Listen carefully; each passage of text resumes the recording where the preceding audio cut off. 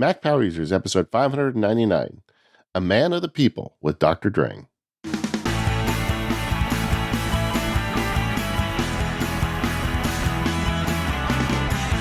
Hello, everyone. This is David Sparks, joined by my friend and yours, Mr. Stephen Hackett. How are you today, Stephen? I'm good, David. How are you? I am excellent, but I feel like today I really need to bring my A game because we have back on the show after like 5 years, Dr. Drang. Welcome to the show, Dr. Drang. Hey, how you doing? Good. I didn't realize how long it's been since you've been on the show, and I'm really happy that you graced us with your presence today. For those of you who don't know Drang, he can be found over at leancrew.com. That's from memory. Did I get it right? That is correct. Yeah. And he writes about automation, technology in general, and one of my favorite internet curmudgeons, honestly. Yeah, and I don't write nearly as much as I used to, but yeah, we'll see how things go in the future. Yeah. Well, I've said it before, but I love it when you because Dr. Drang, he has a secret identity because he's a professional out in the world, and unlike me, he actually wants to keep some privacy. I just gave up on that a long time ago, Drang. But he is a very smart guy. So when his lawnmower breaks, we'll get a very long post explaining why, and I like that. Yes, after I'm done swearing. Yeah, for a couple of days. Yeah. Gotta let it cool down a little bit. Don't ever be around my house when it's time to put the Christmas lights out. Oh, really? Is that a big deal? What's wrong with the Christmas lights? It's just Christmas lights are the worst. I will say that LED lights are much better than what they used to be. But every year, you put them away. They're all fine. You take them out. You put them, and they're fine. You test them because, of course, you're not an idiot to just go put them right up in the tree. No, you test them.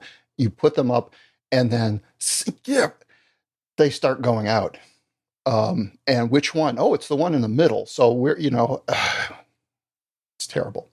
A long time ago, I decided I'm not going to do any Christmas decorations that require me to go above the eaves of the first level of my house. And now my relationship with Christmas lights is much better. I'll just say that. Yeah, well, I've never done that. I've always used a pole, an extendable pole to put things up higher. But my children have learned how to swear from watching Dad put Christmas lights up. Oh, boy. Increase their vocabulary. That's a whole rabbit hole, man. That is a whole rabbit hole. So let's just leave that one. Time to move on. Yeah, I think so. But we got a lot to talk to Drang about today. He's got thoughts and on his Apple Tech. But before we do, just a couple things. First of all, on behalf of Stephen, I'm going to say it for you, Stephen. Thank you, everyone, for buying Stephen's amazing calendars. And man, what a run you had with that thing. It's been a totally wild month when the campaign was running, and so now it's production time. Finishing up some photos, fine tuning some stuff, and I'll be sure to keep backers updated. So you'll get an email through Kickstarter, and I'll keep everybody posted. Also, I am speaking. I'm getting out of my COVID house and going to Florida at the end of September. There's a great event for attorneys called MacTrack Legal. It's a focus on using Apple technology in the practice of law. It's run by a good friend of mine, and Victor, who has been putting this on for several years. And of course, he wasn't able to the last few years because of all the things that have happened. But he's winding it up again, and Daisy and I are heading to Florida for a few days at the end of September. So if you're interested, we'll put a link in the show notes. They're following all the CDC guidelines. I think everybody there is going to be vaccinated and masked up. So I think I think they're doing it as safely as you can, and I think it's going to be a great place to learn a lot about using your Mac and your Apple Tech to practice law. So if you're interested, check that out. Real quick before we move on from that, I can't help but notice that it's at Disney. How do you feel about going to the other Disney?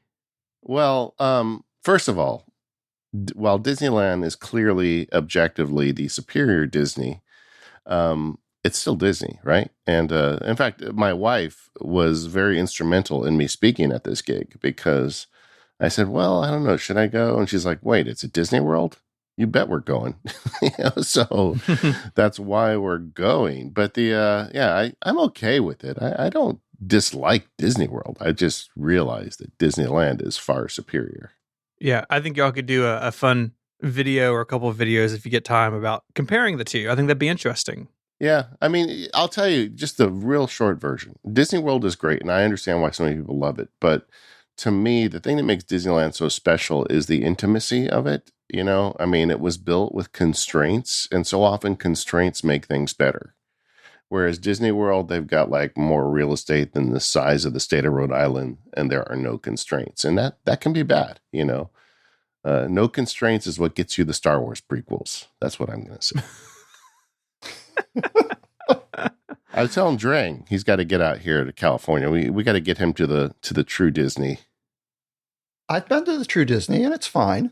Okay, It's fine. It's just, you and Daisy are going to be so tired walking around Disney World. no, we're not. We're pros. We are pros. Honestly, we're in constant training. Pros. That's like walking around your house, walking around Disneyland, Disney World. There's some exercise there. Well, that's one of the great things about this conference is that it's at the Yacht Club, which is literally the back door. It's the back door of Epcot. And my favorite part of Disney World is the World Showcase. So literally we can walk from our hotel room and I can be drinking around the world in like 30 minutes. So that's good, right? Mm-hmm. Absolutely. Well, anyway, enough of that. It's a good conference. If you're interested in the law and the Mac, I would recommend checking it out. And there's a lot of great people going to be there. I think Brett Burney's going to be there, the recent guest on Mac Power Users. I'm not sure if he's signed up yet or not. But anyway, Drang, thank you for coming back. Hey, it's good to be here in the Steven era. Yes, it is. That's true. It's your first visit in the Steven era. And because it's been so long, and I've been following your blog, I know you've been switching your gear up. So let's just kind of start with the basics. I mean, what are you driving these days? Okay. Well, let's go 1, 2, 3. I have one iPhone. It's 10s. I have sort of fallen into the habit of the 3-year update program. Not that it's a program, but that's what I do. Yeah. My iPhone it's like a comfortable pair of shoes. I don't think about what I do. I don't have anything exciting to say about what I do with the iPhone. It's the same stuff I've been doing for a long time, pretty much. And other than using it as a camera for Zoom calls this past year, which is a new thing. How are you doing that? That's with Camo. Yeah. Camo's an amazing app / subscription. And what really makes it nice is, I put it in a glyph that's sort of clamped up above my above the screen of my foreshadowing, my iMac, and use that as a camera. And what's nice about it is, my iMac is set back, and when I use the internal camera for Zoom, it sort of shows the whole room, and I'm sort of this tiny head in the middle of it. With Camo, you get to zoom in a little bit, and I make my head bigger, and I fill up more of the room, and I show less of the room, especially when which is nice when there's clutter in the room. So it's Camo. It's a little third-party utility, and you're right. It's a subscription with an app. So you buy it, and then you got to pay a subscription. In fact, I just got my renewal notice, and it was a no-brainer because the camera in your iPhone, no surprise, is about 1,000 times better. Even in your ancient iPhone XS, the camera is better than the camera in your Mac. So.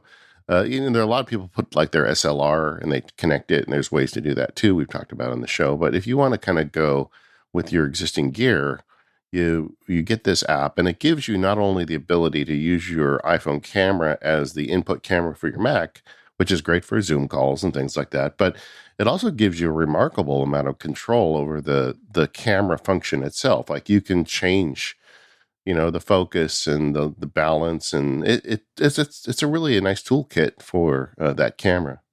Yeah, and although, and I fiddled a little bit with things like white balance and other stuff like that. The main thing really is the cropping. It is the zoom, is so that you can really frame yourself better in the shot. And then of course the other thing is that you can put it more or less anywhere. And get a shot that you want, so that you're not your camera's not looking up your nostrils which is often the case when I see people on their laptops. So it frames you well, it crops well. It's just nice. Yeah, and the other thing you can use that for, like if you want to set up a camera at your desk, let's say you're okay with the built-in camera at your Mac. You've got the fancy new iMac and it's got that better camera. But you can also use camo to like set your iPhone in a tripod and point it down. Like if you want to show people something you're doing on your desk or whatever. It's useful for that as well. It's $40 a year, I know, because I just repaid. But I use it quite a bit too. Good to know.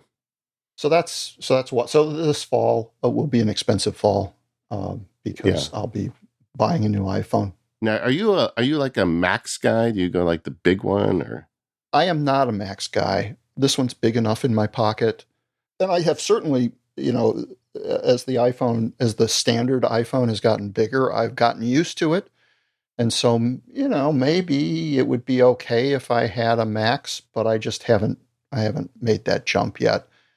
Part of it is just because, although I use my iPhone a lot, I don't feel the need for the extra screen real estate, particularly. Do you do a lot of reading on your phone? I do a lot of reading, but it's reading of ephemeral stuff. I don't do, like book reading on my phone. Sure. I have another device for that, which we will get to. It's the regular size phone is just fine. I don't think I would feel good about going back to a mini. I think that would feel excessively small nowadays after I've gotten used to the larger ones.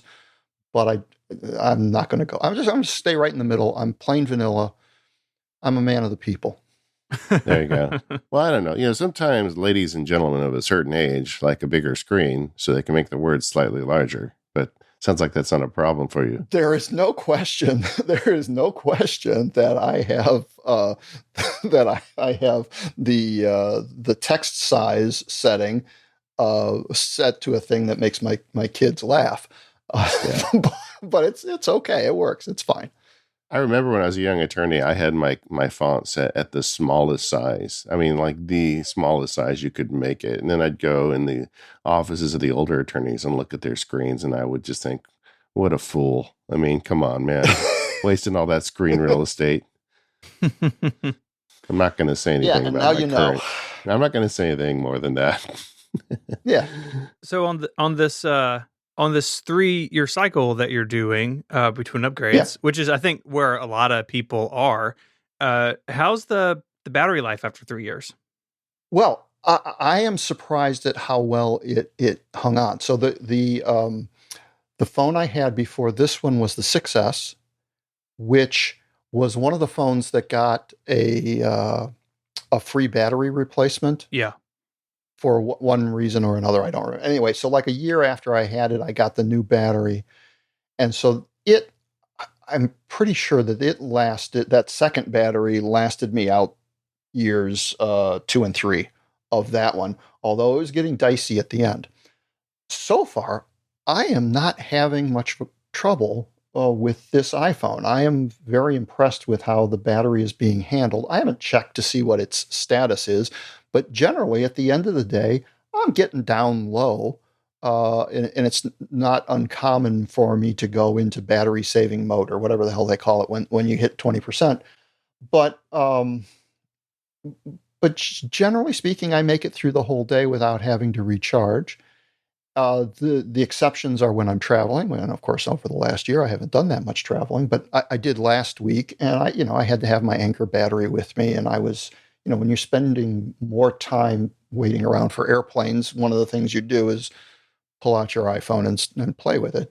So I was running the battery down during the travel days, but that was normal. Even back when it was new, I would usually have to top it off a little bit at some point during the day, during a travel day. So it's really working out quite well, and I'm surprised and pleased at how well it's doing after nearly 3 years.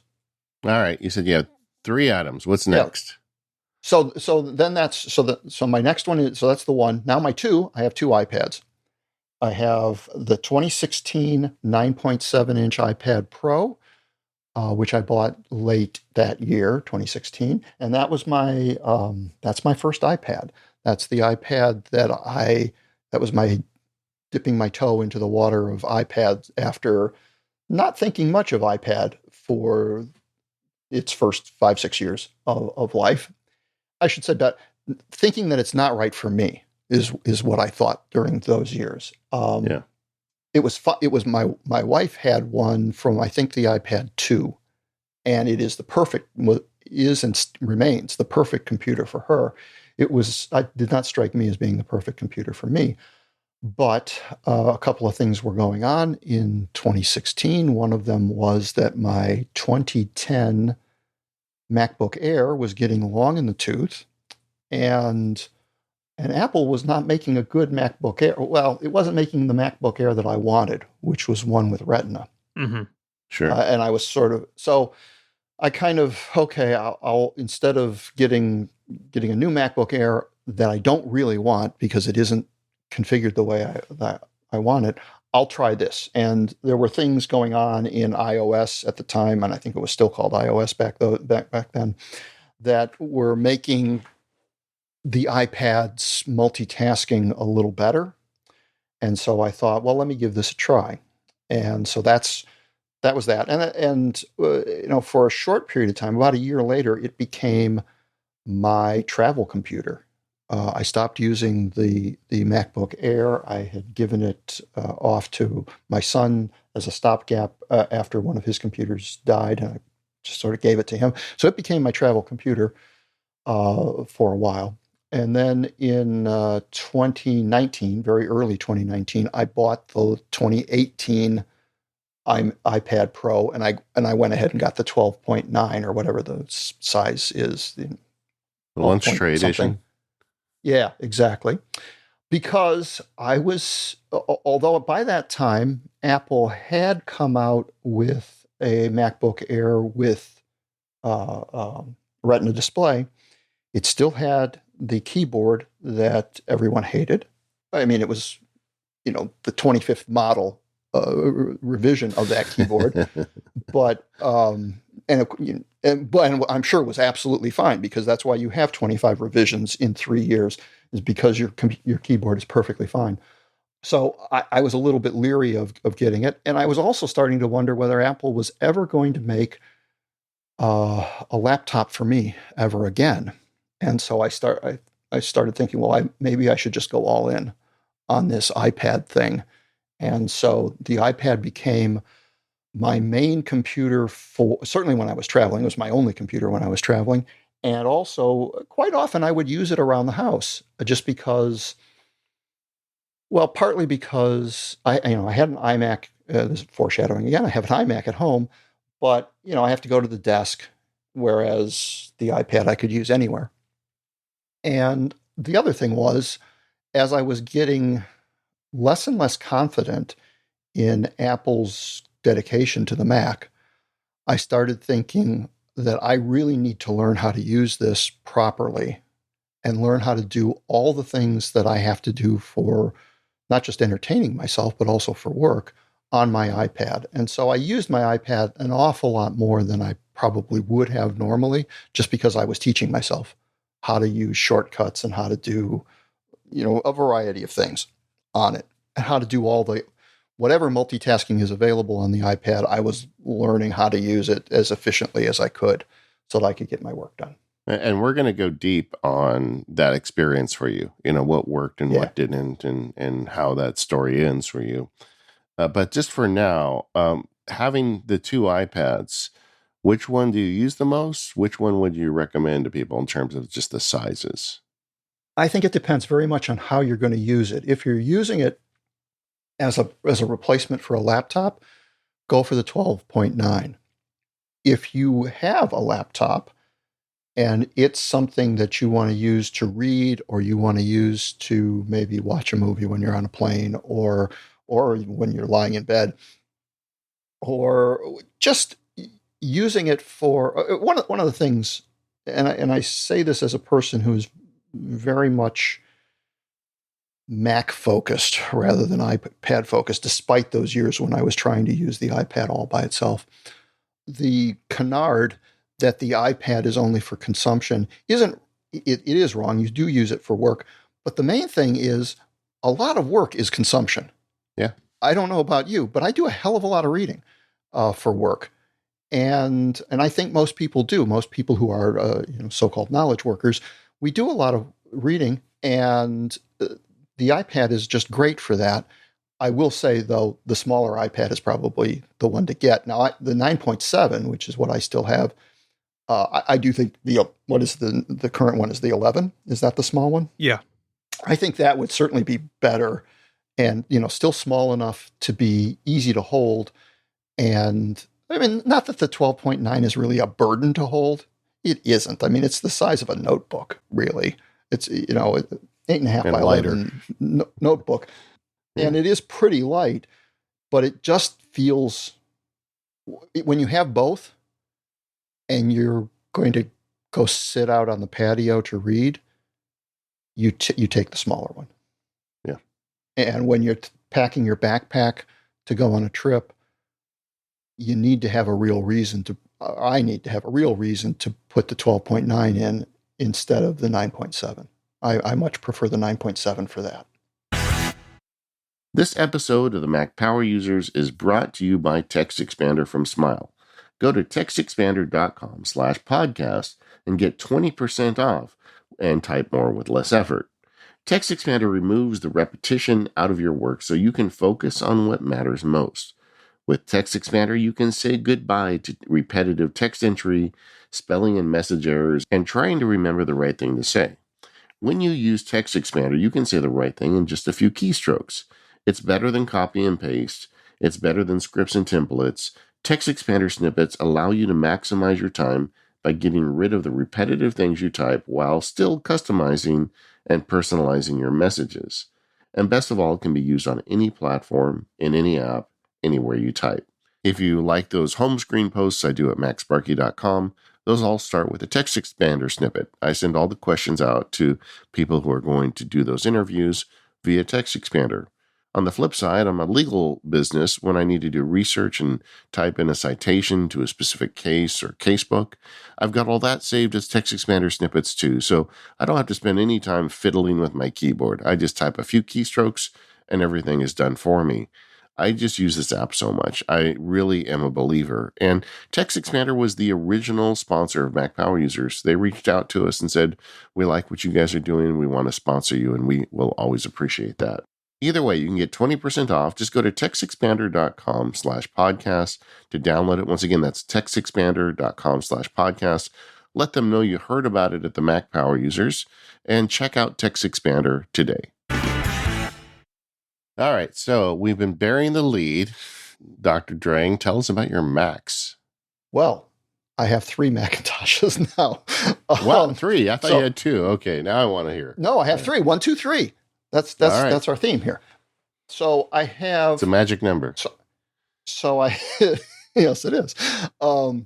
So I have a 2012 iMac, and that I've had since 2012, late 2012. That's the Retina 5K? Isn't that one of the first ones? That is the first Retina 5K. Is the one. Yeah. It's the first one that's thin.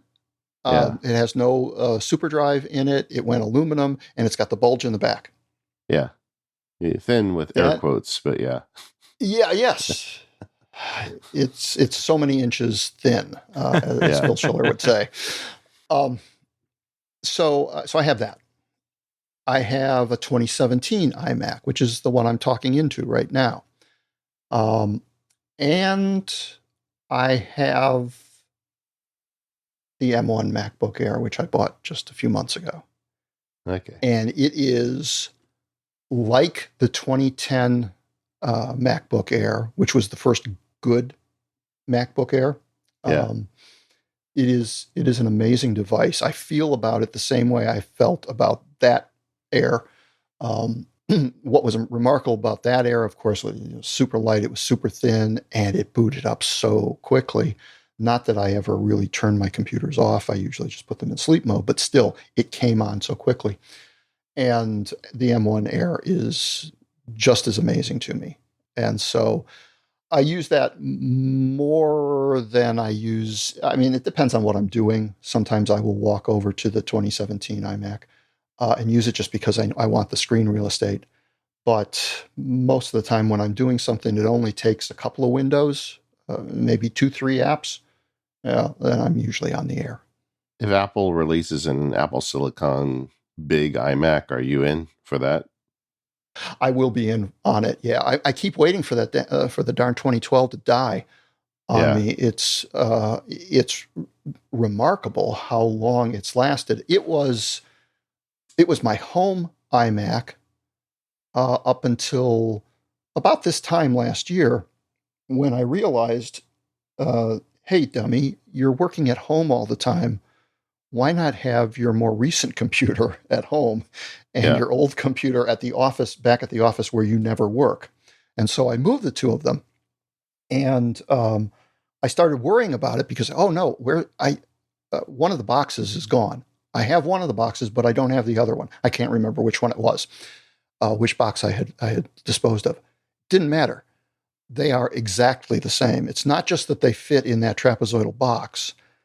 All of the styrofoam fit perfectly on both of them. There's absolutely no, and that was true all the way up until just months ago. Mm-hmm. Frankly, well, in fact, no, the 27-inch iMac that you would buy now, if you absolutely needed to buy a 27-inch iMac now, which I would not recommend, I'm sure fits exactly the same. I have a theory on that. I feel like in 2012, when Tim Cook was buying the styrofoam for the packing, he accidentally put an extra 0 on the order form. And they're like, oh man, we got like 8 years of this stuff. And they're like, well, I guess we're not changing the design then. It's just how it's going to be forever.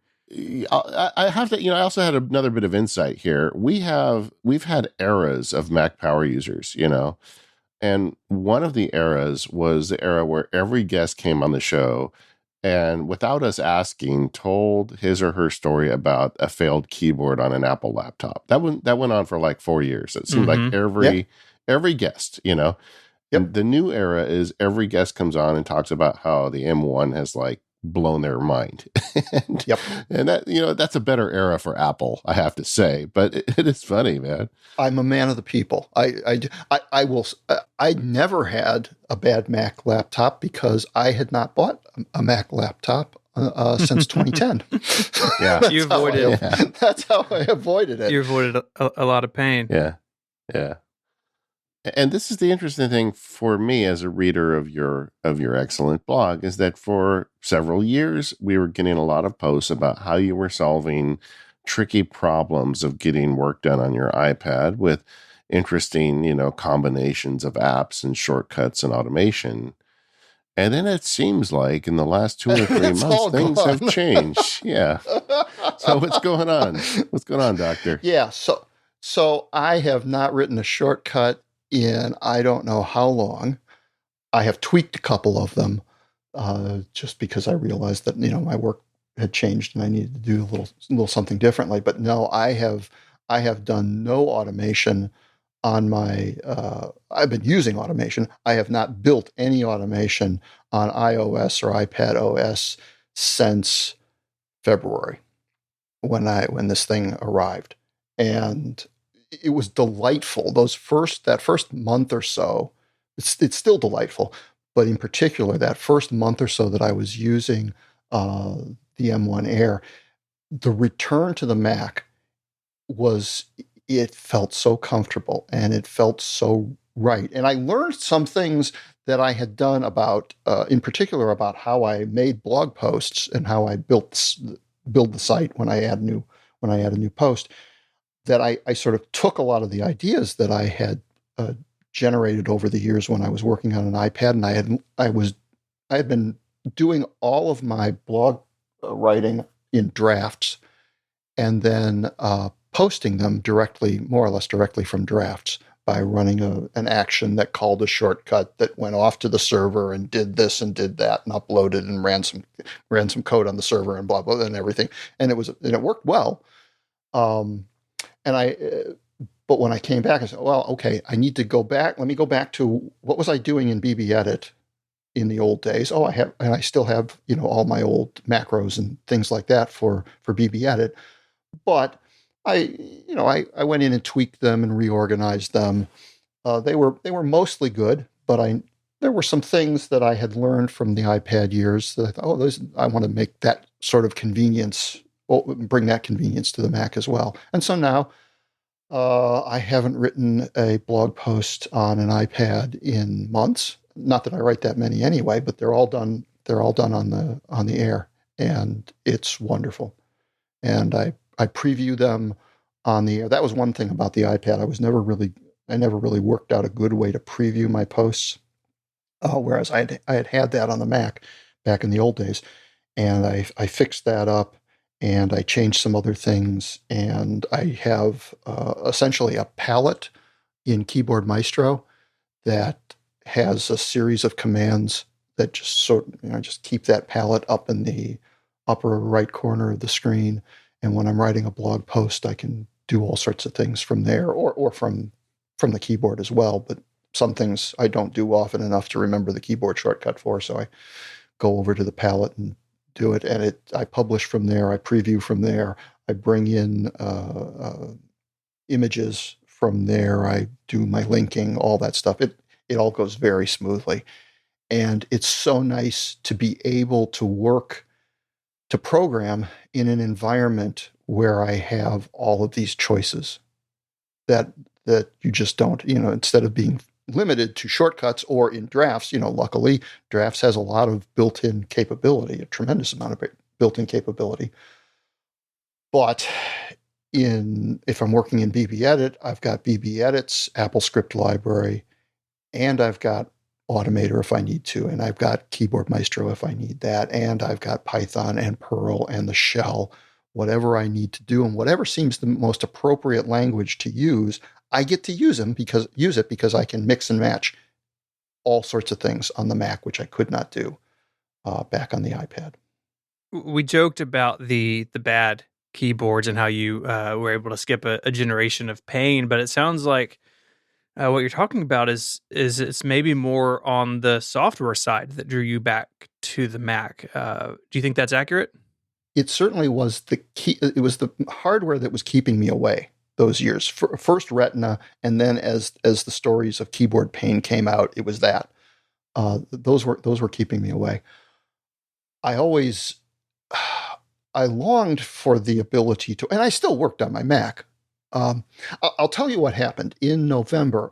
It was a very busy month for me at work. I don't think I posted there was no blog post at all in November. I think that's the first month I've gone since starting the blog back in whenever I started it, 2005 or something like that, that I've actually gone a full calendar month without posting. And it was because I was very busy at work.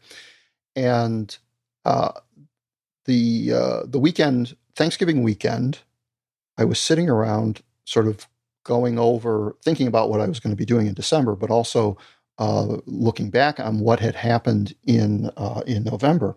And I realized that I had not written any of my reports or done any of my analyses while working on the iPad during that month. And it was because, and it wasn't planned, it was just me doing this. It was because it was so much slower to work on the iPad. It was slow enough that when it was crunch time and I needed to get several things out, one after the other, after another, that I needed to work on the iPad, on the iMac, and that's what I worked on. And part of that certainly is the screen size. There's just no question, even now that I have an Air, I will often move over to the iMac when I need to do certain things, just because the greater screen real estate is a big deal. But the other parts were multitasking is so much easier on a Mac. Multitasking on an iPad is extraordinarily limited. I know a lot of people can get by running two apps at a time. I cannot. And that switch, I can see in split screen, I see two apps, but I always want, okay, now I'm looking at my text editor and I'm looking at a browser. Oh, well, now I need to switch from the browser so that I can look at a PDF. Oh, now I need to go over to like prompt so I can do a command line thing. Uh, Whatever it was, I had to keep switching one of the two halves of the screen. And I guess that's better now as we're getting into the new iPad OS, but it's not like Command Tab. I mean, it's just not as fast as what you can, even just moving a mouse around to click on a window and bring it forward. It it is just so much smoother to do the kind of multitasking that I do on a Mac than it is on iPad. And I had learned lots of relatively efficient ways to do things on the iPad. At least I thought they were. But when it came right down to it, the Mac was still more efficient. And I realized that at the end of November, I'm going to be getting one of these M1 Macs, and so then it was just a matter of me waiting for the year to go out so that I could put it onto this, included as a part of the budget for this year instead of the budget for last year. Yeah. Something that strikes me hearing you talk about this and other people who have gone through similar things is I think it's easy to hear that and think, oh gosh, like the iPad is worse than the Mac because it can't do these things. It may be not as good of a fit for what you or I want to do out of it, but I think they are different tools for different things. And with that in mind, like where does the iPad fit in? You mentioned reading and sort of gathering information, but are there still times where you reach for that iPad for any type of work? Yeah, absolutely. So when I'm working on the Air, and I don't have a 27-inch screen in front of me, I will often have the larger iPad next to me.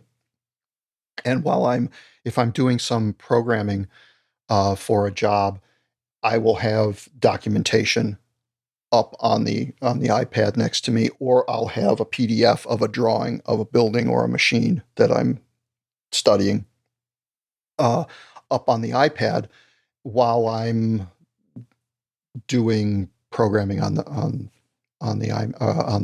Air. So it works out very well for that. I will say I don't do a lot of creation of content on the iPad anymore. It's for me, it's just faster to do it the other way, and it's largely because of what I do. A lot of what I do is in fact programming to help me do my job, and that's just better on the Mac. More tools, better. The multi-windowing arrangement is better because I often have more than one program open at a time, and I want to be able to see both of them. And while I'm also looking at something else and maybe a third thing, and it's the multi-windowing system. And I know a lot of people complain about windowing on the Mac, and it's so hard because it's too much freedom. I like the constraints of the iPad. There are certainly times, and I have Keyboard Maestro macros set up to move the terminal and BBEdit into certain locations so that I can focus in a particular way, and that's very comfortable. But a lot of times, it's just nice to have the ability to have 5, 6 windows open at the same time, all of them arranged. And then, yes, I arrange them by hand. It's not really that much of a burden. Um, I arrange them by hand so that I can see all of them, or I can see the important parts of them all at once, or I can easily move between them if I need to bring one closer to the front or whatever. So it's just, for me, the kind of work that I do, the Mac is better, and really always has been. And I probably wouldn't have gone as far into the iPad as I had, except I just felt that Apple was abandoning the Mac, and I needed to be prepared for that. I also think there's like a hardware element to this. The iPad was clearly superior to the Mac with battery life. Oh, yeah. With the screen technology, there were several things about, and they still are superior in the sense that you've got a built-in cellular radio. So there's a lot of stuff about the iPad that's just better than the Mac. And I think there, for a lot of people, they're like, well, I would like a device that has an all day battery, and if I can get my work done on that, and I don't have to have a Mac that, the battery dies after 3 hours, then I Yeah. can make those compromises. And by releasing the M1, Apple suddenly evened the playing field for the Mac with those other devices. Yeah. The efficiency of this machine probably is, and I should have mentioned that earlier on. It is probably the thing that makes it most magical. I never plug that thing in during the day. It's plugged in at night, uh, but when I'm working on it, I go and I just all day. I have never had to plug it in during the day, and I put easily 12-hour days in on that computer. Now it's not like it's not rendering animations or creating films or things like that. It's doing the kind of stuff that I do, which is programming, running numerical stuff, and some some editing of photos or annotating of photos. So there's a little bit of graphics stuff, but it's all static graphics. So it's not going to last all day for a lot of people, but it lasts all day for me, and I think it would last all day for an awful lot of people. And that is the ability to have it wherever I feel like out on my back patio, for example, if I'm not working, if I'm not at work. um, it's just it's fantastic. And that was a great thing about the iPad, is that you could set it up anywhere and it lasted for a very long time. The Air lasts longer than my iPad does now, much longer, and it is like the perfect machine. If I could somehow magically have it have a larger screen occasionally, you know, just have it fold out into a 27-inch screen just a few times a day, then I'd probably use it all the time. And I think that, I want to be clear about this because I know people listening can, honestly get upset sometimes when we get into this topic. But the iPad is a great device. I just spent 2 hours reviewing a 70-page lease agreement before we recorded today on the iPad. I was Yep. doing real work with the iPad, but the automation for you, it's the programming. For me, it's the automation. Honestly, that it's just like with the automating on the Mac, I feel like I've got a professional tool belt, and sometimes automating on the iPad, I feel like I've got one of those Tinker Toy tool belts, you get at the toy store. Shortcuts is getting better. Don't get me wrong, but I mean, I can do so much more with Apple Script and Keyboard Maestro. Yeah. When there's a shortcut action that does what you want, it is amazing. It's usually better than what you can do on the Mac because Absolutely, because yeah. it takes you, when you think about how much Apple script you have to do to be able to get some of these things done that a single shortcut action does. Oh man, there's no question that shortcuts is superior when you have that action. When you don't have that action, though, it's really, you can't build it up yourself. That's the real problem sometimes. And yes, there are you can write in JavaScript. You can hand things off to JavaScript, or you can hand things off to Python and then get the answers back. Sometimes it's not quite as easy as it ought to be on iPad OS, but you can do it. You can work around it and do it. It's that moving from one programming language or one programming paradigm to another and then mixing them together is just better on the Mac. It's easier to do on the Mac, and you can use the tool that best handles the job that you're trying to do. And when you have a job that requires two or three tools on a Mac, it's easier to put those two or three tools together. So where does the iPad fit for you now? It's fundamentally it's entertainment. I watched Ted Lasso on my large iPad yesterday, and I will be watching the Olympics probably at different times, although we generally have it on the TV right now. That's letting everybody know when this was recorded. Oh well. Um, but I use it primarily for the big one. I use it primarily as sort of an outboard uh, device for documentation and other things that are more static. It's reading and viewing is what I use the iPad for. I do. You were talking about marking up something. I do that as well as I go through information on the iPad. I can do it in liquid text, and I can highlight things, and then I can extract those highlights in nice ways into drafts, and then I'll have my summary essentially of that document, and I use that a fair amount.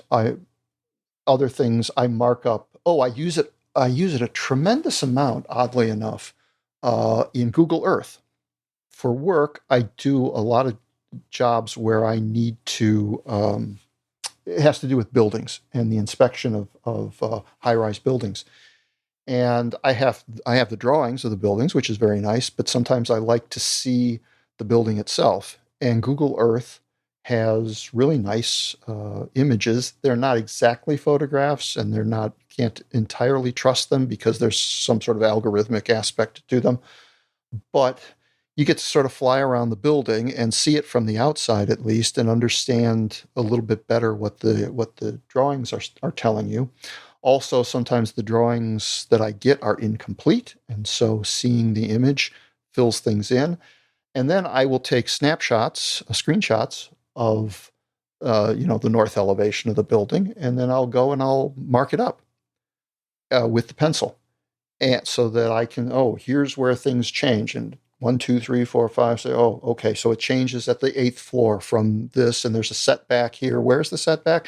Drawing says it's on the 13th floor. Well, no, it's not. There is no 13th floor. It's the floor. Okay, fine. Anyway, things like that. It's a way of confirming what I see, and comparing the drawings to the real world, and that works out very nicely. And I mark up photographs all the time that way. This is again, this is for my own understanding of the building, and so my handwriting, which is not especially sloppy, but it's not exactly typewritten or typeset.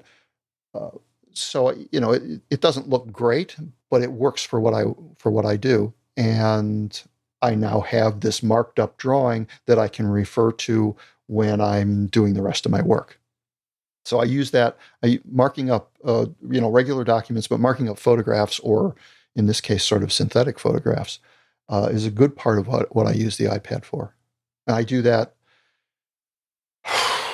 I can't say I do it daily, but I definitely do it a couple times a week. So your iPad making any trips to Florida lately? It has not. I do a lot of work for people in Florida, and a lot of the buildings I look at are in Florida, but I don't go there. That's one of the reasons why it's nice for me to have Google Earth, is because my clients don't want to send me down to Florida to look at these things. They just want me to work out certain aspects of the inspection from sitting on my butt here in the Chicago area. This episode of Mac Power Users is made possible by SaneBox. SaneBox learns what email is important to you and filters out what isn't, saving you hours each week. It works with all kinds of email programs and services. You don't have to use a special app. You're not locked into a special set of settings. You just get great email filtering. They have a lot of features like Sane Later, which keeps your inbox clean with what only really matters. And my favorite, the Sane Black Hole, where you can unsubscribe with just a single click. You can snooze emails. You can set reminders if people don't reply to you. You get a little notification saying, hey, David didn't email you back. Get on that. And it's more than filtering. You can move attachments to Dropbox and other cloud services. There are various pricing plans starting as low as about $4 a month with a 14-day free trial. So go to sanebox.com/MPU and you'll receive a $25 credit on any plan. I really can't imagine my email without SaneBox. My guess is you're going to feel the same way once you try it. In fact, 2/3 of MPU listeners who have tried SaneBox end up subscribing. So that's sanebox.com/MPU to receive a $25 credit on any plan and get the tools to keep your email under control. Our thanks to SaneBox for their support of Mac Power users. sanebox.com/MPU. So we've talked some about the automation and how you have gone back to that on the Mac, and we mentioned Keyboard Maestro, but what are some other tools that you're using on macOS? Well, I'm very basic in this sort of. I use AppleScript actually quite a lot, and part of that has to do with what I like to automate. And the things that I like to automate are mail, calendar, reminders, and BBEdit, all of which have pretty decent AppleScript libraries. And so because I use those apps, I have to dip into AppleScript, even though that's not my favorite programming language, far from it. But I do dip into it and I write Apple scripts. And then sometimes I will call the Apple script from within a Python script just because I like Python for other reasons and it's doing other things that it's better at. But if I'm automating something like adding a link to a blog post, let's say, and I'm writing the blog post in Markdown, you might say, well, that's really easy, isn't it? You just you take what's on them, you put things in brackets, then you move over, you put a couple of parentheses, and then you slip the link in, slip the URL in there. And isn't that usually on the clipboard? Well, no, I don't like doing that way because I don't like cluttering up my clipboard with the URL. I have an Apple script that goes to Safari, figures out what the URL of the front document is, comes back to BBEdit, selects whatever's there. Oh, and by the way, I don't like using inline links in Markdown. I like using reference links. So it drops down to the bottom of the screen, down to the bottom of the document, puts the reference in, puts the link in, the URL, jumps back up to where I was, puts all the brackets in, and then leaves the cursor after the bracketed reference. And all of that is because BBEdit has this wonderful AppleScript library that allows you to jump all over your document and move the cursor around and pick things up and search for things. And it's marvelous for that. It's really TextMate, which I used for many years, was also very good at that. It had maybe a few more limitations, but it was very much more in tune with a Unix world. BBEdit has both the Unix hooks and the sort of Apple hooks with the AppleScript library that make it really good for doing that. And then similarly, and I was listening this morning on a walk, I was listening to David and Rose talk about automating calendars. And David was talking about making reminders for himself in calendar events to follow up on invoices and things like that. Well, I have a series of automations for that. I use reminders as my tool for that, but it's a similar thing where every Tuesday I get notifications telling me that my reminders have come due for certain invoices that have not yet been paid, and it's time for me. And not only do I get the reminder that I have to follow up, it's also written an email. It's written up the follow-up email already and included the invoice as a PDF attachment to that email. It's written it. They're all sitting there in drafts. That's all done before I wake up in the morning. And then later in the day, I get a reminder. One of the reminders comes due, and it tells me, oh, you're supposed to send that out. And I open up the mail. There it is as a draft. If I need to strengthen the language about how late the person is in paying, I do that then.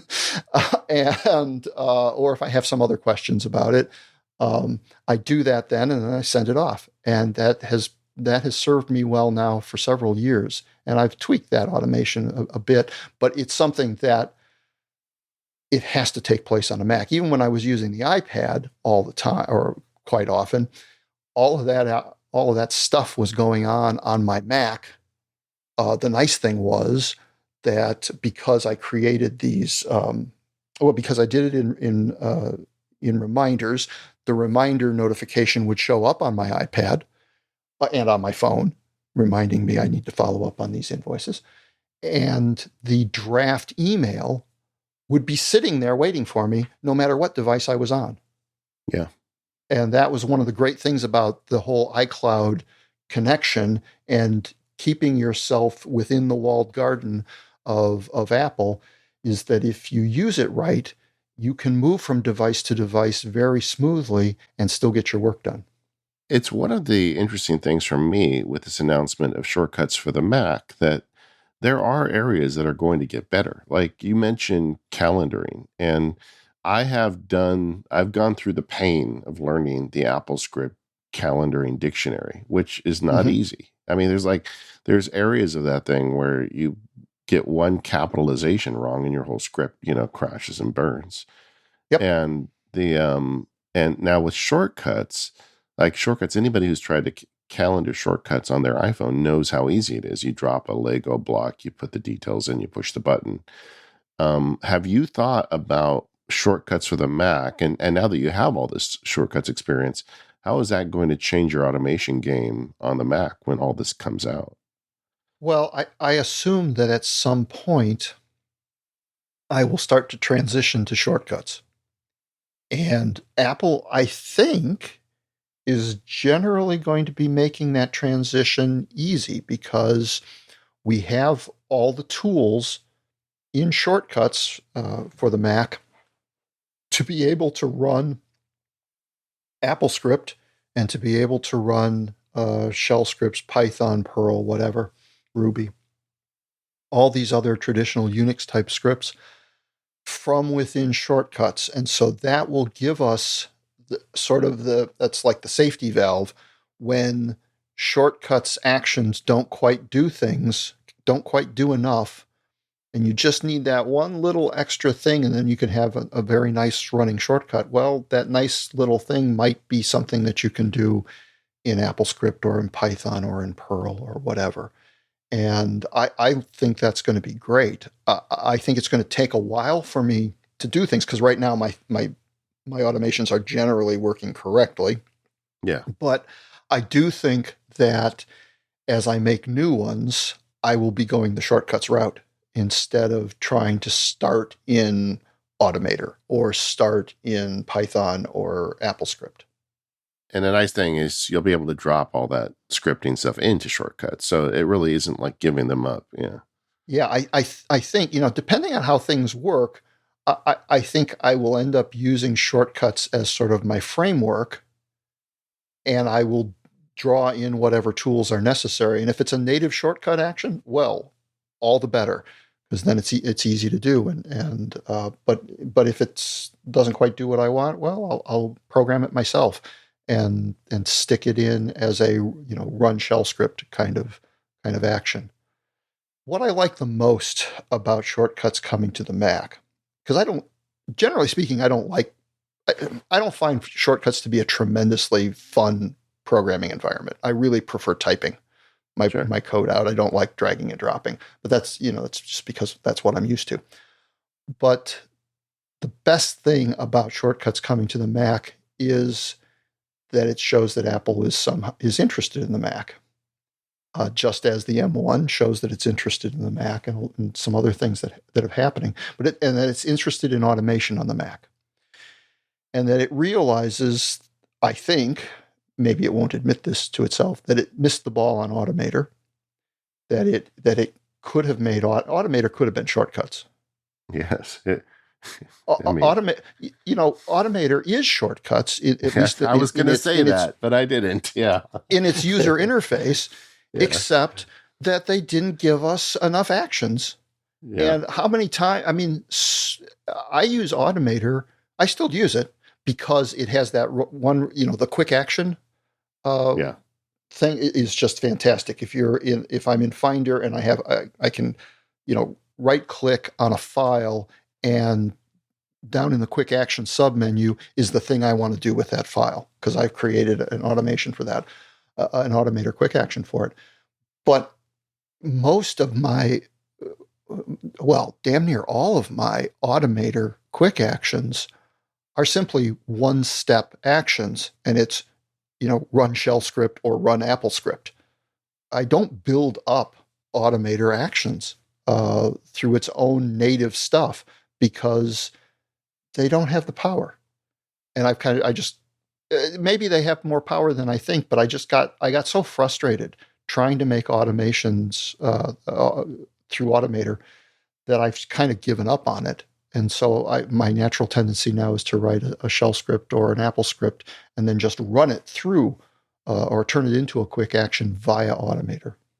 Well, I mean, we just had Sal on the show a month or two ago, and honestly, shortcuts is Automator if they had given Automator more runway. I mean that, and it's like, part of me is like, how can Sal stomach this? He came up with this great idea and he just never got the freedom to build it. And now they built it. And I actually asked him about it, and his response just tells you what a great guy he is. He's like, hey, I'm just glad it exists now, and he's such a cheerleader of those guys. He is so supportive of them. And that's one of the reasons why we should all. He is a much better person than me.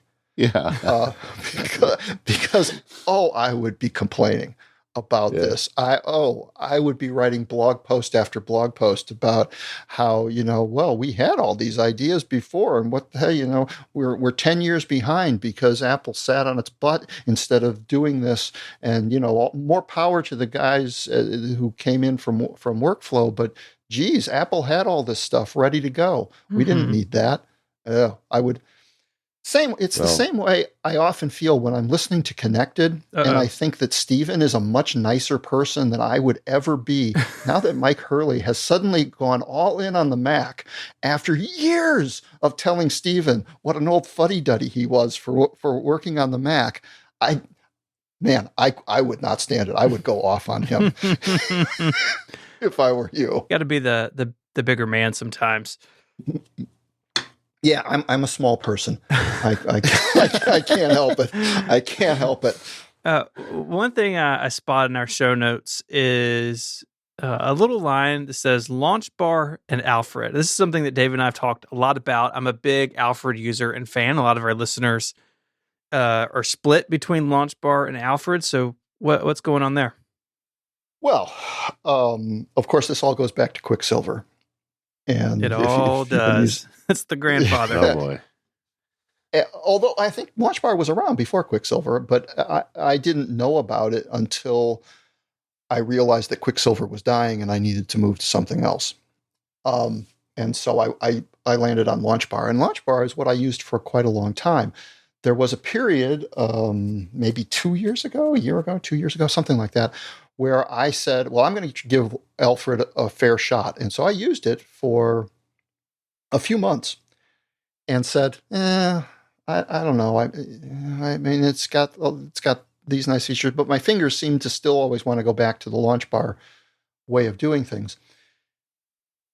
Somehow, though, recently, Launch Bar's great intelligence has stopped working for me. And what I found was that I would type things in and expecting it to find a document or a folder that I know darn well I was recently using, and it just wouldn't find it.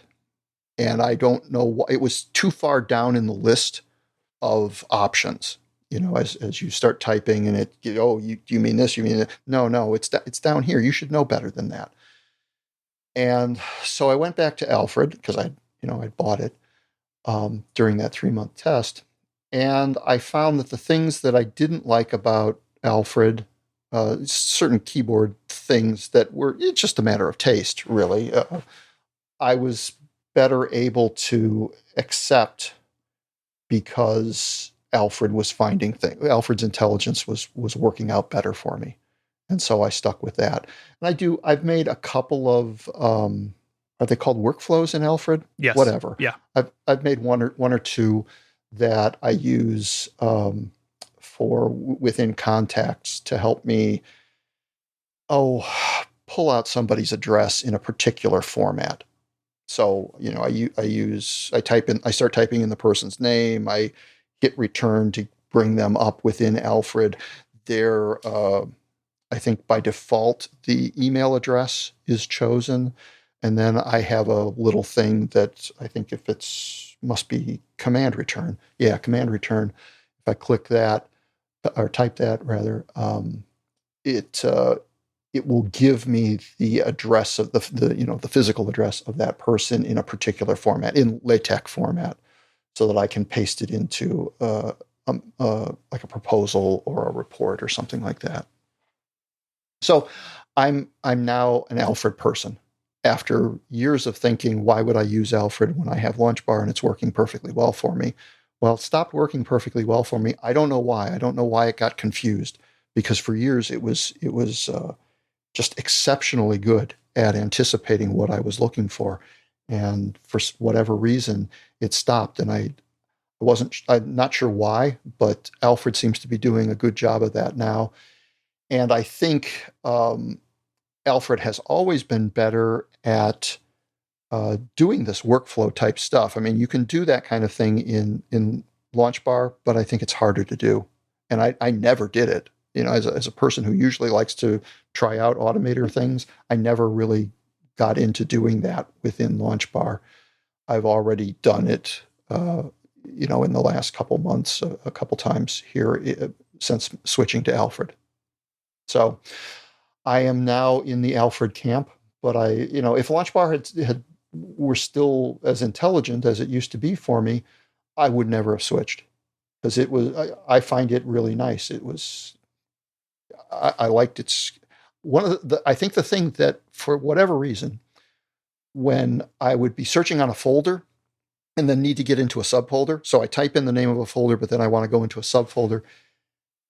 Alfred's way of LaunchBar's his way of doing that was to hit the space bar, and Alfred's way is to hit the right arrow key.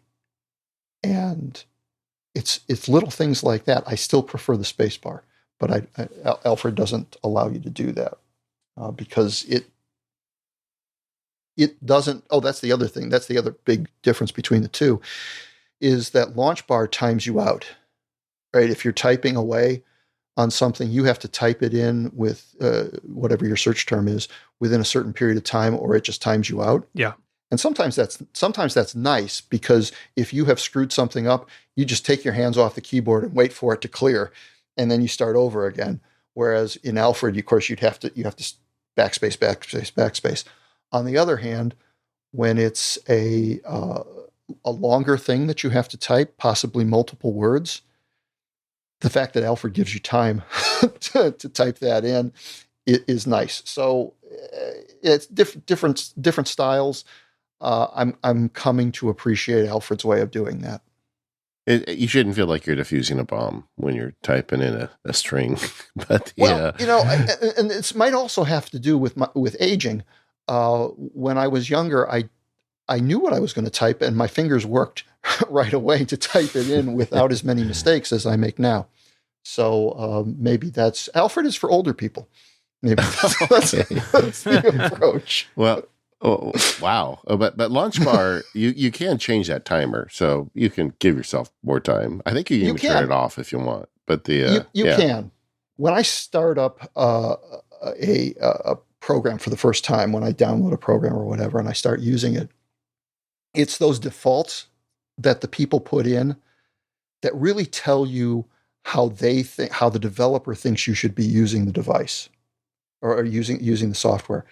And if that's really far away from how you like to work, you should probably think about not using that software, even though it may have all sorts of options that you can change. Sure. My rule of thumb is, if I open this thing up and it just looks like a mess to me or a thing, I don't care how many options I have to change its behavior. I don't want to fight that. And I usually just stop working on it. And, obviously, there are situations where you absolutely, this piece of software does something that nothing else does. Well, then you grin and bear it.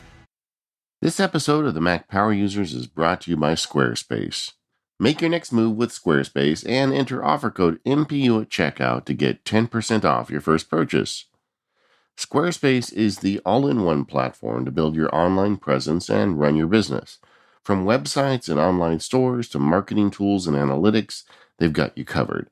Squarespace combines cutting-edge designs and world-class engineering, making it easier than ever to establish your home online and make your ideas a reality. Squarespace has everything you need to create a beautiful and modern website. You start with a professionally designed template and use drag and drop tools to make it your own. You can customize the look and feel and settings, the products you have on sale, and more with just a few clicks. And all Squarespace websites are optimized for mobile. Your content automatically adjusts so it will look great on any device. You'll also get free unlimited hosting, top of the line security, and dependable resources to help you succeed. There's nothing to patch or upgrade. They have award winning 24/7 customer support if you need any help. They'll even let you quickly and easily grab a unique domain name. Plus, you'll have everything you need for SEO and email marketing to get your ideas out there. You can use Squarespace to turn your big idea into a new website. Showcase your work with their incredible portfolio designs, publish your next blog post, promote your business, announce an upcoming event, and much more. I'm a Squarespace user, and the interesting thing for me is I use it for some of the most important things in my life, like Mac Sparky and my legal website. But I also use it for fun things like the YouTube channel my wife and I started for Disneyland vlogging. And so, whether you're doing something just fun and informal or doing something that actually pays for your shoes, you can trust Squarespace to give you an easy, affordable solution. So head over to squarespace.com/MPU for a free trial with no credit card required. And when you're ready to launch, use the offer code MPU to save 10% off your first purchase of a website or domain. That's squarespace.com/MPU. And when you decide to sign up, use the offer code MPU to get 10% off your first purchase and to show your support for the Mac Power users. Our thanks to Squarespace for their support of the Mac Power users and all of Relay FM. All right, so when we were talking before the show, Drang, you told me that you have had your own personal journey with personal knowledge management. And if you know anything about me in the last 6 months, that is not a statement that I can let just go by. Yeah. What's going on? What are you up to? Well, so I have had this, in the back of my head for ages and ages. For a while, I had a wiki running on my computer. I think it was in Sticky. And I was using that, especially at work, to keep track of all of our equipment and standards that we had and things like that. It worked out pretty well. And I have played around over the years with personal wikis like VoodooPad and Jimbo. Is that how you pronounce it? Whatever, the thing that comes out of Barebones. And I think Circus Pony's notebook was one for a while, and that goes all the way back to the Next year's. Not that I used it on Next, but anyway, I tried all of these things, and they kind of worked, but ultimately I never really used them. And of course, in the last couple of years, there's been this explosion of these Notion and Craft and Obsidian and so on, and even Devon Think to some extent, although it's not exactly in that category. There's a lot of overlap, and I have kind of wanted to shy away from that because I had this experience back 10 years ago, 5 years ago, whatever, where I've tried these things out and they didn't really work for me. But at some point, I was finding myself, as I was doing a certain amount of work in a certain amount of programming in Python, using complex libraries like pandas and NumPy and SciPy, where I needed to remember how I did something. I'd solve a problem, and I wanted to remember how I did it, so I'd want to keep the code somewhere that I could refer back to. And I started using Notes for it, which was not bad, actually. It's right there. It's easy for me to get to on any Apple device. There's the iCloud advantage. But Notes is not the greatest thing in the... Notes' formatting is not the greatest in the world. You have to fiddle around with things to get them the way you want. And one thing that I really hate about notes, and it seems petty of me, but I cannot stand that orangey yellow color of links in notes. Now, in Big Sur, that's no longer the case. It uses blue, like as God intended links to be. But on my iDevices, iOS devices, and iPad OS, it's still that orangey color. And so I can't stand it. So I thought, well, Notes did a lot, but I thought, well, let me try. What else can I do that works across all my devices? Because I want to be able to get at this information no matter what I'm looking at. Remember, even though I'm writing stuff on my iMac or Air, I'm often referring to things on my iPad, so it needs to be able to work on all the devices. I thought, well, maybe I can just come up with a bunch of Pages documents, because those are universal. I can open Pages documents on any device, and I can keep them in iCloud so that they're accessible to all my devices. This would be really nice. And I did that. And I remembered why I hate writing in word processors. And Pages is, compared to Microsoft Word, Pages is a nice word processor. It doesn't try to take the control of the cursor away from me and start typing things that I don't want to type nearly as much as Word does. But it was too much fiddling to get things right. Then I thought, and this lasted about 2 hours, I thought, well, I'll make them I'll create PDFs in LaTeX, because I know how to write in LaTeX, and that's plain text.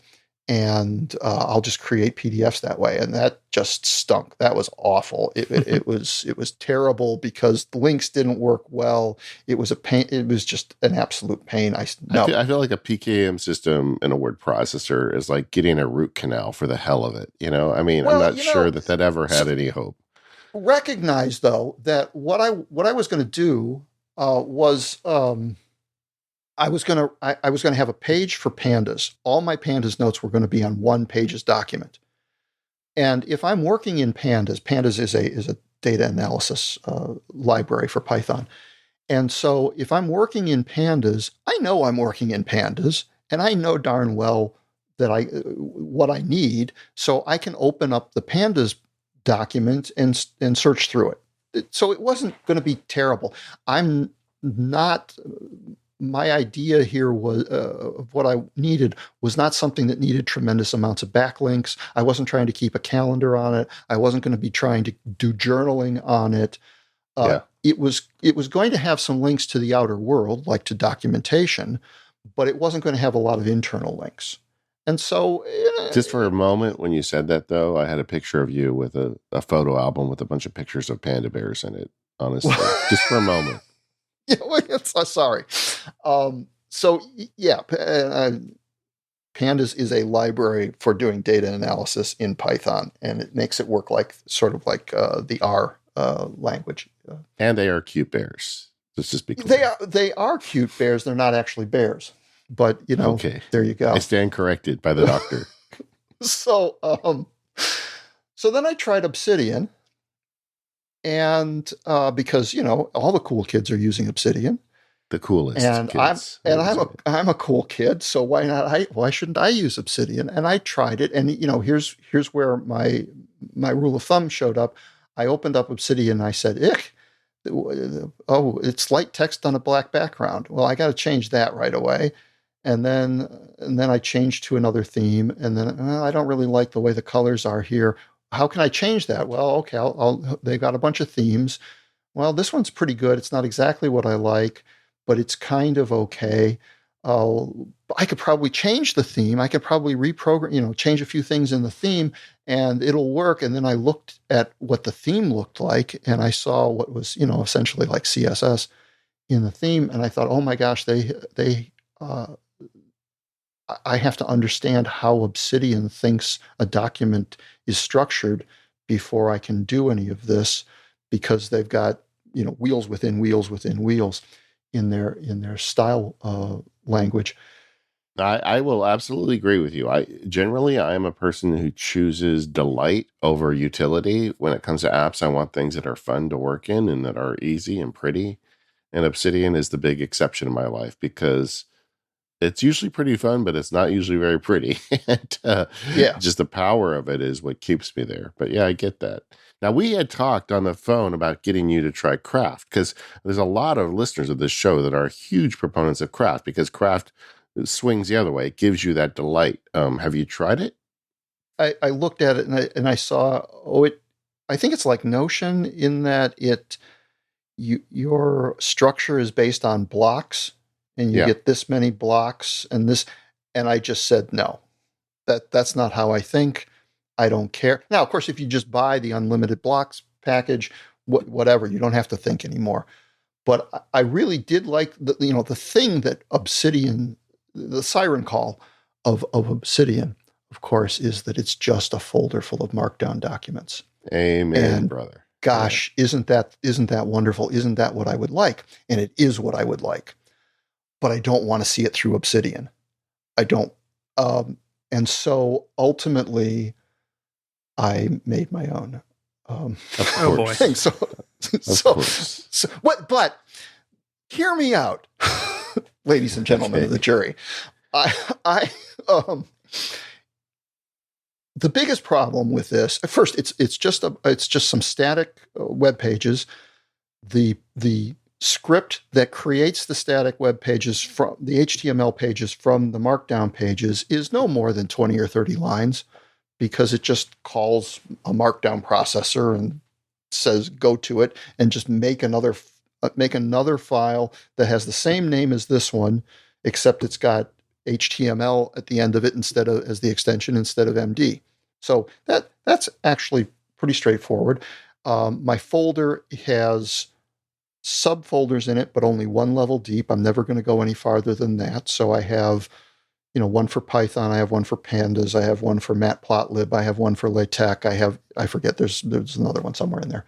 And so they're simple Markdown files. I have all of this history and helper scripts, macros, for helping me write Markdown documents because that's how I've been blogging for 15 plus years. So it's very easy for me to write them.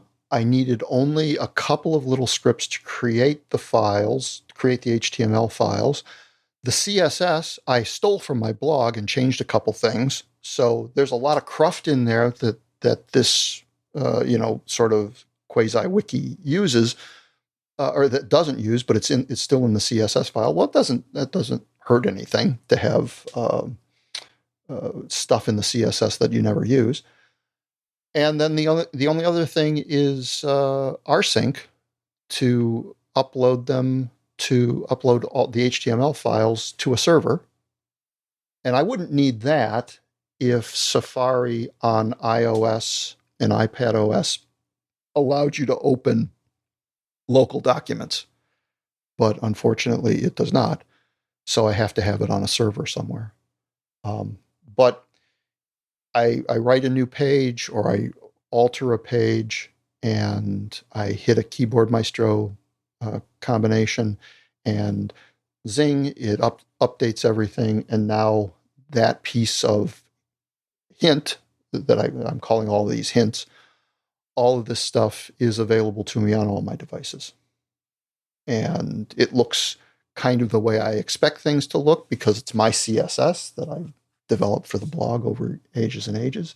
It has a different color scheme, but other than that, it looks very much the same, simpler. And it's working really well. Now, will I stick with it? I have no idea. I have started these things in the past and have not stuck with them.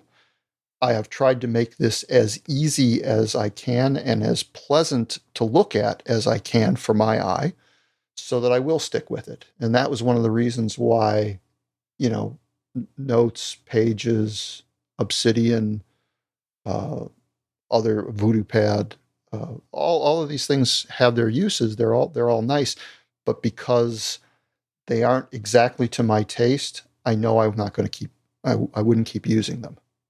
And so this, I'm hoping, because it is more to my taste, I will keep using it. Yeah, We'll see. I could have saved you so much time. You just had to tell me that you were going to look into PKM. I could have written you back and said, "Don't look at any apps. Just make your own. Just start there." Because Well, this is the guy I happen to know. Just let me just say this for the listeners. So Drang decided that he wanted the weather delivered to him in a certain way, and because there are no weather apps on the iPhone at all, he made his own. For years, you were running your own weather app. I mean, come on. You knew you were going to make your own PKM app at the end of the day, right? well, yeah, maybe. Yes, Your Honor. Goodness. I did know that. Sorry. Sorry to unload on you there. But I totally, as soon as you told me you're doing this, I'm like, there's no way he's going to be happy with anything that he doesn't make. Well, it's ultimately, though, it saves me time because I was fiddling around. I was trying to figure out, let me make what I was doing. But by the way, Notes, I think I was using Notes for over a month. Pages, I think I lasted about a week. Yeah. The PDF, I lasted a couple of hours. Obsidian, I lasted also a few hours. Maybe even the better part of a day. So it's not like I wasted a lot of time. I've wasted a heck of a lot more time on other things than this. But another one that, because you've gone all Mac, though, I think would be worthy of checking out would be Tinderbox. I kind of feel like Tinderbox might be an app because there's a lot you can do with that. Tinderbox is always going on sale in these, like summer sales or winter sales or something like that. And I've seen it, and I know that they have. But here's the thing that bothers me about Tinderbox, and I have absolutely no experience with it. So this is a completely ignorant statement that I'm making, but it's my statement. There's a book that goes along with it, or that you can buy separately, The Tinderbox Way. And I feel that I know myself well enough, just as you knew that I was going to write this myself. I was going to roll my own. I have a feeling that if I start reading The Tinderbox Way, I'm going to have disagreements with it. And ultimately, I will end up not using Tinderbox because I don't agree with the Tinderbox Way. Yeah, but I think if you're Mac focused, it's another good solution. But the bottom line is there's a lot of great solutions out there, and if you're Drang, you will always make your own. I did try to use I did try to use something off the shelf, and I just felt that to get it, again, with Obsidian, Federico Viticci is using it and has, but think about how much effort he has put in to get it to twist it to his desires. Sure. He's hiring John Voorhees, his son, to write code for him and stuff like that. He's doing what I would have done. And I looked at that, and I'm using Federico as my avatar in this. And I looked and I said, oh my God, look at how much he's doing to get this done. I would fall right down that same rabbit hole, except it's going to be me. It's not going to be Finn Voorhees doing the coding. It's going to be me. I don't want to do that.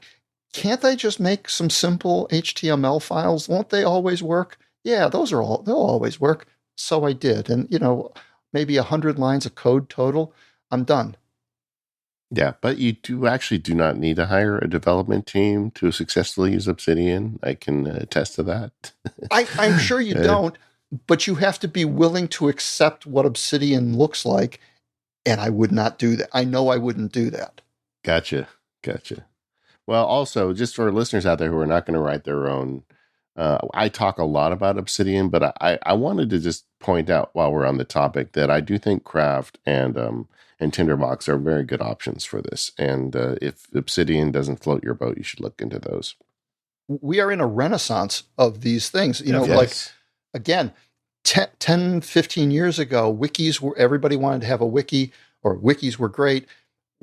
We've whittled down the wiki population now. I think there are only maybe a half dozen wiki engines that are still sort of out there being actively developed. And really, the big ones are DocuWiki and MediaWiki. I don't know that those are certainly the two biggest. By the way, I did look into that. Should I have my own wiki running on a server? And I decided no. I have to make too many changes to the wiki to get it to work the way I wanted. See, if I had to bet money, I would have thought that would be the one that you went for. If it wasn't to roll your own. I spent a lot of time thinking about that, but But fortunately, not well. I mean, I spent what I want to say. I thought about it for months. I didn't spend a lot of time thinking about it, but every few weeks I think, should I have a wiki? And then I sort of go to DocuWiki's thing about here's how you set up a DocuWiki, and I'd look at it and say, no, I don't want to do that. I don't want to do that. It's like learning another programming language, and except that you don't get the benefit of having a real programming language. All you've learned is DocuWiki or whatever it is. So anyway, it's ultimately, I have just a set of HTML files, and I'm happy with that. This episode of Mac Power Users is brought to you by Pingdom from SolarWinds. While you've been listening to the show, how would you know if your website had gone down? If customers couldn't click Buy Now or fill out a trial form? You might stumble across the problem by luck, but that means you've already lost out on new customers. You need something to tell you that everything is running smoothly on your site, and more importantly, when it's not. You need Pingdom. They detect over 13 million outages every month. That's more than 400,000 website outages every day. And as low as $10 a month, Pingdom is the best way to keep your sites online. It doesn't matter if you're a startup or Fortune 500 company, you need real-time alerts about critical website issues. And customization of how you're alerted, whether it's via SMS, email, or your team's collaboration apps. Pingdom even tracks your website's loading time, analyzes it to see what's affecting the user experience. If you have a website, you need Pingdom. To take charge of monitoring your websites in minutes, go to pingdom.com/relayfm right now for a 30-day free trial with no credit card required. And when you sign up, use the code MPU at checkout to get a huge 30% off your first invoice. That's pingdom.com/relayfm. Our thanks to Pingdom from SolarWinds for their support of the show and Relay FM. The way we like to close these interviews is to go over some favorite apps and services that maybe didn't make it into the interview. And I see you've got a few on here. I am very interested to hear in particular about the second one. So can we start with Marvin? Because I have not really looked at this in detail. So Marvin is an EPUB reader for iOS and iPadOS. And I'm talking about it here, and I'm willing to recommend it with some caveats. I don't think it has been updated in quite a while. The EPUB reader market on iOS is not great. There aren't a lot of actively developed ones. I've tried, or at least I've downloaded the free versions of several of them. Marvin is the one that sticks with me. And one of the reasons, by the way, the first question, I suppose, is why aren't you just using books, or what used to be called iBooks? And the reason is I had some trouble with iBooks for some reason. I don't exactly know what I did to it, but somehow I had either too many things in it or too much of a weird mixture of things, and I was just having trouble getting things organized. Getting my fiction organized in iBooks, or my reading for pleasure. Let me put it that way. And that's what I use Marvin for. This is not for my professional reading. This is really just, these are Kindle books and things like that, Kindle books that I have switched from the Kindle format to EPUB through Calibre, the Calibre app. So, but Marvin is really nice. For me, it's easy to organize. I can link things in through Dropbox, so it'll sync via Dropbox to bring things down to your local device. You can organize by genre, your own, come up with your own organizational scheme for your devices, and you've got really good control over the font size, the margin spacing, the line spacing, all of that sort of stuff. Also, what actions will flip a page from one to another. I like it a lot. I have fears that it's going to go away, and I'm going to have to try to find something else. And maybe books is okay now, and I can move everything into books. One of the reasons I decided to focus on EPUB, the EPUB format instead of the Kindle format, is because it's not proprietary, and I knew I'd be able to read it on any device once I got them converted to EPUBs. Some things I suspect would look better in the Kindle app. Some of these books would look better in the Kindle app than they do in Marvin, but they look, to my eye, they look fine. And the occasional mistake I see, I think, is actually not because of Marvin. I think it's because of the digitization of the original book. So I think certain typos would have been there in Kindle anyway. So I like it. It's nice. It's cheap. I hope it continues to work. I have the feeling it feels a little bit like Transmit for me, where you kind of knew that it was on its way out because there wasn't any going to be any development on it. Marvin doesn't get any development love, but it keeps working, and so I'm going to keep reading books on it through it as long as it still works. And if it ever goes belly up, I have a folder on Dropbox full of EPUBs. So, like if Obsidian craps out on David, he will have the folder full of Markdown files that he'll always be able to convert into something else. I feel the same way with Marvin and my EPUB collection. Yeah, I really feel like there is kind of a shame for us iPad users that, these really good iPad apps don't seem to be able to make it go on iPad. And I guess just not enough people are looking at the iPad as a device to do work on, so they're not buying these apps.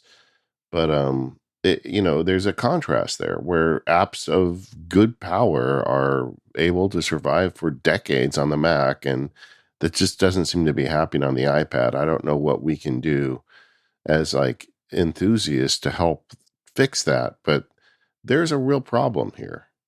Yeah, well, part of it, of course, is that Marvin costs $3 or whatever it costs. I don't know, and a similar program on the Mac would cost $29.99. Mm-hmm. Yeah, and that's it. It takes 10 $3.99 apps to or $2.99 apps to make up for a $29.99 app. So that's a problem. And I don't know, the race to the bottom in price on the iPad and the iOS in general, there's nothing to be done about it. It's already too late. Apple giving away all its software certainly has been one issue. And here again, here's a situation where there's already a free version of an EPUB reader that Apple provides. It's a tough market.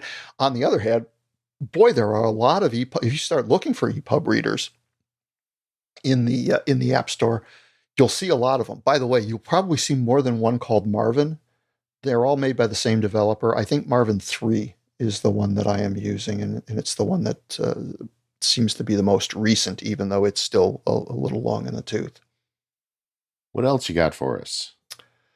Well, so Launch Control, not Launch Bar, Launch Control, is a lovely little application, utility application that I don't use very often, but when I use it, it is wonderful.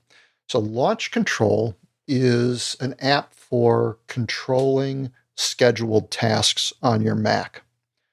And so these are things that are run, these are called launch agents, typically. What's the other word for it, Stephen? I can't. Demons? Yeah, they're demons, but there are, it's something else with launch. Anyway, whatever. Um, these are things typically that run at a particular time of day, or they run every Tuesday, or they run the fifth Wednesday of every month. You don't usually have a fifth Wednesday in a month, but those sorts of things. You schedule tasks to happen periodically, and they run on your Mac without your control. So in the Unix world, these are called cron jobs. In the Mac world, they're called launch D jobs or launch agents. And you have to create an XML type file to set these things up. And then there's a command line program called launch control, slightly different spelling without any vowels in it, that has a terrible interface that Apple has changed over the years and has said that the old way is deprecated, but their new way has crappy documentation. It's impossible to understand. Launch Control takes care of all that stuff for you. So if you have a script, a shell script or an Apple script or whatever it is that you want run at 2 a.m. every Friday, you have the script, you debug it, you then tell Launch Control, hey, I want to set up a system where this runs at 2 a.m. every Friday.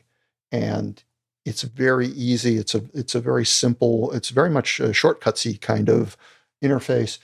And you just say, okay, here's what I want to do. It's scheduled. Here's where here's the script. You get to choose it from an open dialog box. And here's when I want to run it. And say, okay, install that. And it installs it into the LaunchD system. And then it runs every Friday at 2 a.m. And I have lots of things that do this. I don't change them very often, but I have things like the reminder system that makes up the emails asking clients to pay up. That is run through a script that is controlled by Launch Control, that it runs every Tuesday morning so that I send my emails out on Tuesday afternoon. Hey, deadbeat, my Apple script says you owe me money. Is that how it That's starts? exactly what it says. That's exactly right. That's my modified one. As I get more angry when they don't pay. Yeah. So Launch Control, it does not do anything that you can't do by hand, but it is relatively inexpensive, and it takes away all of the annoyance of creating an XML file and doing all this stuff. It just does it. It's beautiful. If you want, it also will teach you how the XML file looks, because you can view what the XML file that it creates looks like, and use, oh, that's how it works.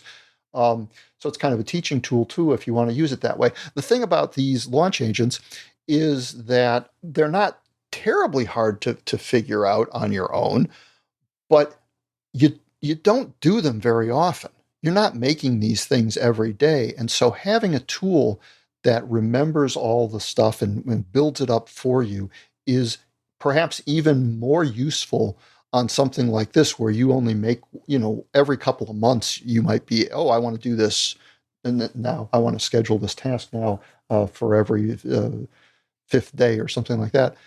You've forgotten all those tricks, and then here you come back to it. So it's very nice for that, and relatively inexpensive. And Soma is the name of the company that makes it, and it's a very nice little product.